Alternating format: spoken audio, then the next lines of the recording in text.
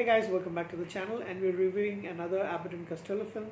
So, although I'm not going in any particular order, this third one is also from the Abbott and Costello meets the Universal Monster, the classic Universal Monster, um, kind of like mini series that they had in their 32 films. Um, by this time, the popularity of Abbott and Costello had started to wane down. Although I feel that this movie is pretty funny and has got its moments. It may not be as good as some of the other ones, but I do like it quite a bit. And in this one, they of course meet the mummy. So this one came out in 1955. Horror comedy is what they call it. Of course, there's very little horror, hardly any horror at all in it. But yes, that's what they did call the mummy movies from the classic era. And this film, you've got Bud Abbott and Lou Costello, and also starring with them are Marie Windsor, who plays Madame Rotoro, and a young Michael Ansara. Star Trek fans will definitely know who Michael Ansara is. He plays General Kang in 3 different Star Trek series, including the original series from the 60s. He also played it later in DS9, and he also played another character in DS9. And but he's an amazing actor. But yeah, we also lost him.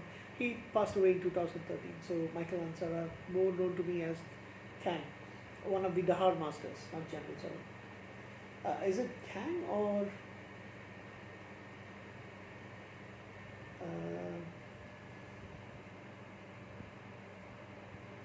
Yes, Kang. All right. Anyway, that's about Michael Ansara. But anyway, you see 2 Americans who are stranded in Cairo, trying to make their way back to the United States. They have very little money to do so, but they do hear a Dr. Zoomer discussing about the mummy Clarice, who is supposed to be the guardian of a Egyptian princess called Ara or something like that. Era, not really sure. They get themselves, they try to go and tell the Dr. Zoomer that they will accompany him in getting the medallion to the United States, thinking that that way they can actually get tickets back to their hometown. However, things go wrong. The doctor ends up getting killed by followers of Clarice, and Abbott and Costello are kind of like the patsies for it. They kind of blame for it. There's a lot of running around and things going. I mean, trying to find the body and all those things. Madame Rotoro is also trying to look for the mummy along with her 2 henchmen, Charlie and Yusuf. Charlie is played by Michael Ansara. And there is the, I think his name is Simo, if I'm not mistaken, or yeah, he is the leader of the pack of, the tribe that is who are still following Clarice. They kind of support followers, and they want to keep the body safe. So basically,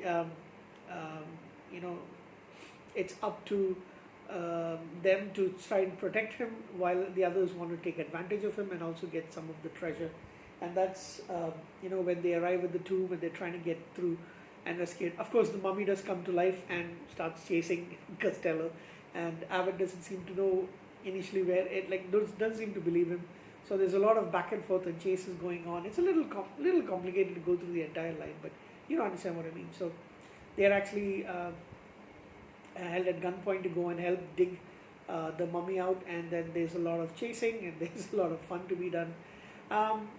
Overall, I think there's a lot of comedy elements in it. Some of it which I think from that particular era you'll find it very similar, finding I am kind of reminded of some of the Tintin stories, the Tintin comics. When you least expect it, you actually get you press against a loose stone, and that leads to the entrance of the tomb and things like that. And it actually, it kind of reminds me a lot of that, including the bumbling adventures of especially Costello, whereas Abbott plays the more straight character. But it's a lot of fun. There is a scene where they're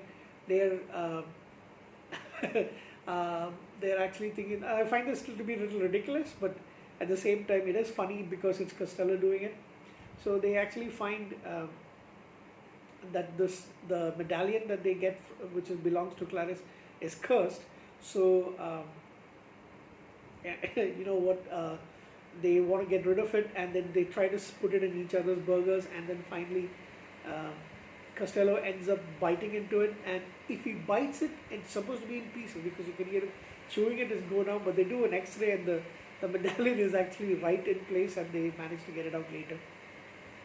Shake it off him or something like that. But yeah, those are like really silly things that used to happen in comedy films, especially of that era, and I think even a little later. But overall, I think it's a pretty enjoyable film. They manage to get some wealth at the end, and they start a club, Clarice, along with the followers of Clarice after the mummy is actually killed.